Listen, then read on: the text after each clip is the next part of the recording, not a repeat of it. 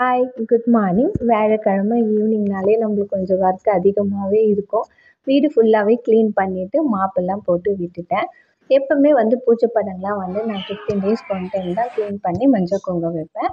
பூஜை சாமான் மட்டும் வீக்லி ஒன்ஸ் எடுத்து எல்லாமே வாஷ் பண்ணி வச்சுருவேன். வீக்லி ஒன்ஸ் எல்லாமே வாஷ் பண்ணுறதுனால எனக்கு பூஜை சாமான் தேய்க்கிறது அவ்வளோ கஷ்டமாகவே தெரியாது.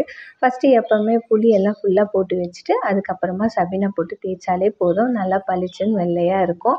எப்போவுமே நார்மல் வாட்டரில் தான் பூஜை சாமான்லாம் வாஷ் பண்ணுவேன்.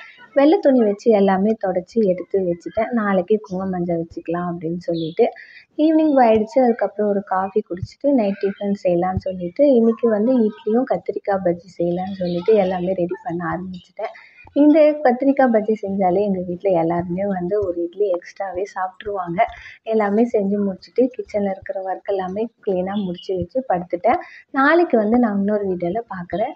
உங்களுக்கு என்னோடய வீடியோ பிடிச்சிருந்ததுன்னா லைக் பண்ணுங்கள், சப்ஸ்கிரைப் பண்ணுங்கள். பாய்.